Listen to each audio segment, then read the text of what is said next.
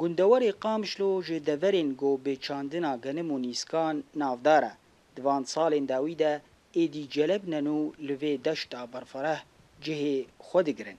Zeviyên gijnîj, reşreşk û her wiha yên kemunê niha çinîna wan biya genim re dest pê kiriye.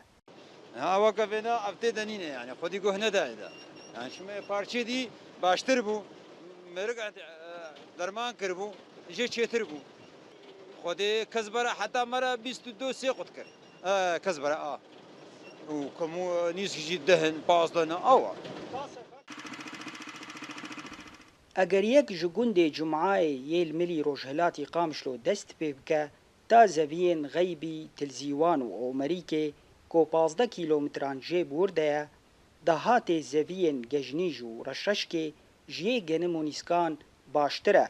Tevî got îsal li gorî cotkaran salek ji baranê bişilî bû.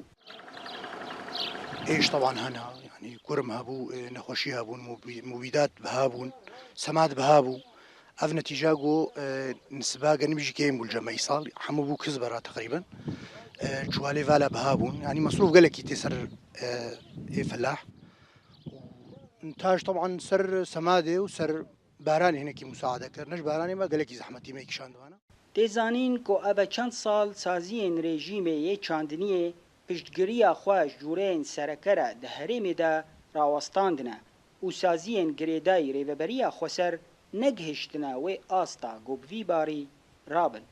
إيصا بشكل عام شوال دبي 25 سه تشل حسب يعني عردي سماد كري وإيه أفضاي دبي تشل وجانا دبي تشلو بينجي بس إيصا سماد هنا كي بهابو تعداري الجوت كارهات فقالك جوانا يعني عدي خو سماد نكرن يعني سمادا وقال كي كيمو Genim yê ku dahatekî stratîjî bû li ser asta Sûriyê bi tevahî û berhemekî serekeye li gundewerê Qamişlo niha çandina wî li hemberî çandina celebên Buharê, mîna gijnîj, reşreşk û kemunê paş ve vedgere.